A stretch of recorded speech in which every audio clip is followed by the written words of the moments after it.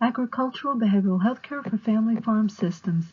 I'm Roberta Bellamy, and in this presentation you will learn to identify the unique aspects of family farm systems that have implication for behavioral health, determine areas within various farm subsystems where stress is likely to occur, and evaluate the cultural suitability of interventions to help farm family systems reduce and manage stress. Family farm owners are possibly unique as an occupational group whose work is tethered so intimately to home and family. Quite often multiple generations own and work the farm, and farmers often live in close proximity to parents and parents-in-law. By its nature, farming is identified as one of the most dangerous industries and is associated with high levels of stress. Cultural aspects prevalent in rural agricultural families often become barriers to seeking mental health services. Behavioral health care providers and professionals who work with farm families will need to be aware of the unique structure of the family farm, as well as cultural aspects that have implications for behavioral health. Part 1. Structure and Culture. We can think about the family farm structure as a complex social system where individuals perform various roles. There is a division of labor that contributes to maintaining the system, and a high degree of mutual interdependence is created between individual subsystems. The dynamics of this interdependence can create or ease stress and tension, and therefore impact health behavior. It is also important to remember that all this takes place within the context of a larger or super system that also bears influence on individuals' health behaviors. Farming is governed by unpredictable forces such as variability in weather patterns, volatility of commodity markets, and the influence of government regulations, as well as a shortage of farm labor. Many of the products that are produced in the North Carolina state are both labor-intensive and too fragile for machinery to harvest.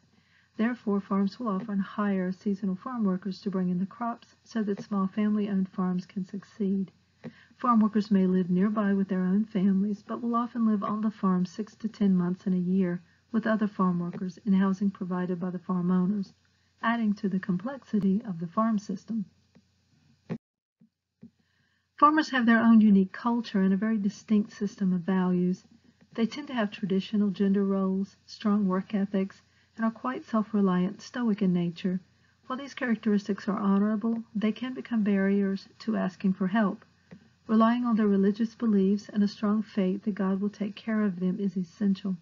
Farmers feel that God has given them the responsibility to care for the farm and keep it viable for the next generation. As the farming industry faces such challenges that threaten the viability of the family farm, it will be important for behavioral health providers to be vigilant of spiritual crises that may be forthcoming.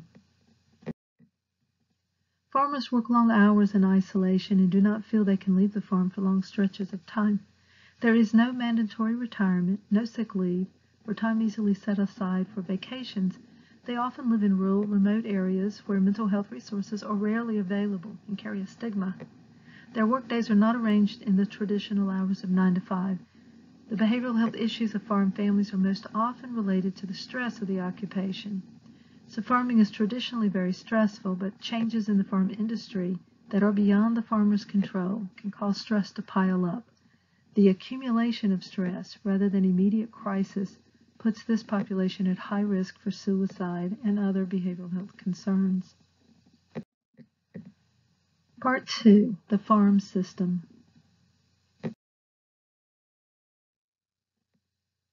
The farm system will include the farm owners and their families, and those farm workers living nearby with their families, or farm workers living on the farm without their families.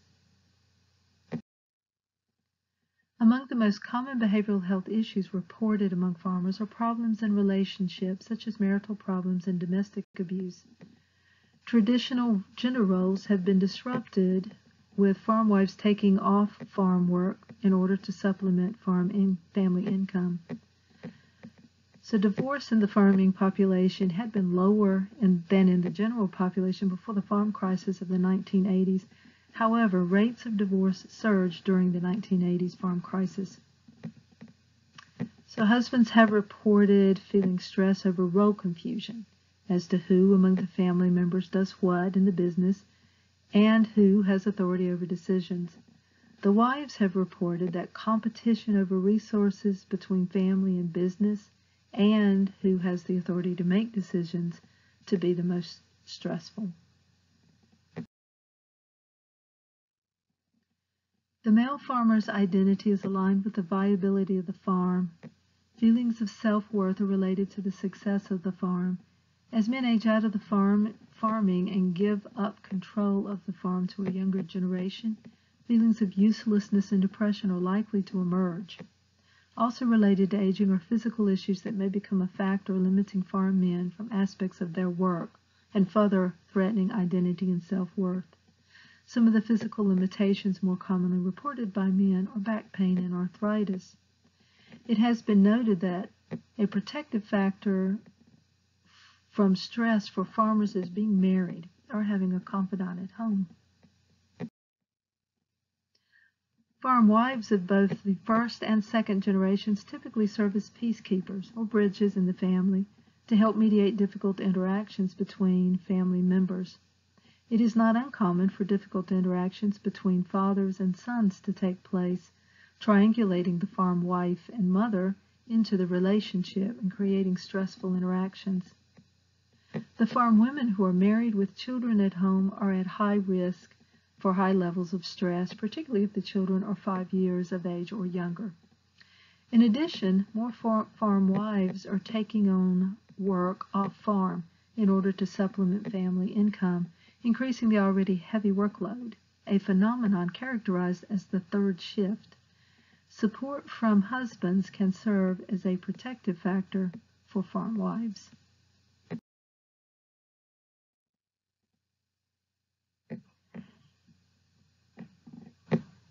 So the younger generation farmer experiences a significantly higher frequency of stress. There is no customary retirement age in farming, so farmers tend to work well beyond typical retirement age, leaving the younger generation in a dependent relationship with parents longer than is otherwise likely. The older generation often continues to have economic control and make managerial decisions, leaving the younger generation striving for feelings of self-respect and autonomy. Additional stress for younger farmers includes having limited access to land, capital, and affordable health care. Because they are likely to live close to parents and in-laws, there can be added stress with responsibility for dependent relatives, and boundaries between couples can blur. The prevalence of anxiety and depression among young adult farmers is higher than the estimated prevalence among the general population in the U.S.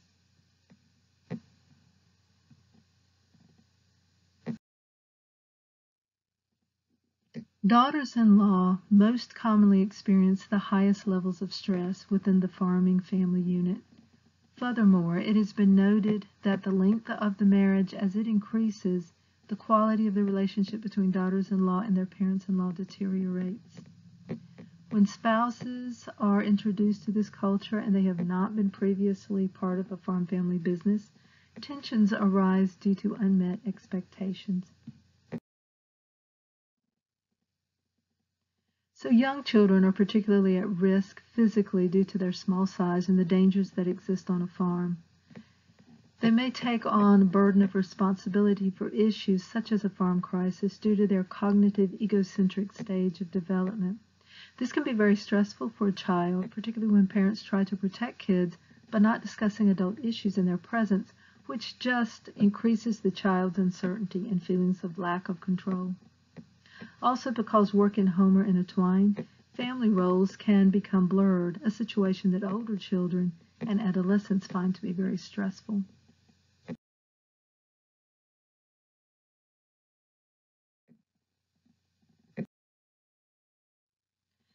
So many farm workers in North Carolina are here on guest worker visas that allow them to work on farms across the state for a maximum of time period of 10 months. They average about 6 months, and then return to their home country. They often live on the farm in housing that is provided to them by the farm family, which is required and regulated by government. They typically leave behind their wives and other main support systems. Migrant and seasonal farm workers are an exceptionally vulnerable population, and it is important for behavioral health professionals working with farms to recognize the farm worker subsystem as an integrated relational part of the larger farm system. Farm workers undergo many of the same physical and mental health challenges as the farm operators. These same challenges, however, are intensified due to their migrating nature and limited social support. Factors identified as influential include acculturation stress, limited social mobility, low social support, separation from family, and hazardous working conditions, all of which might contribute to the high prevalence of anxiety and depression, as well as alcohol abuse. Additionally, issues between workers can develop and, when left unaddressed, contribute to an already stressful living environment.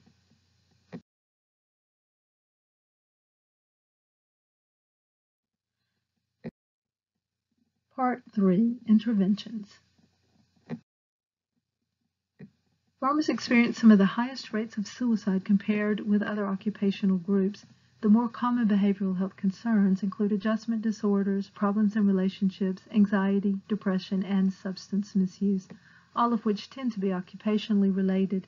Severe mental illness tends to be weeded out given the high-stress environment of farming.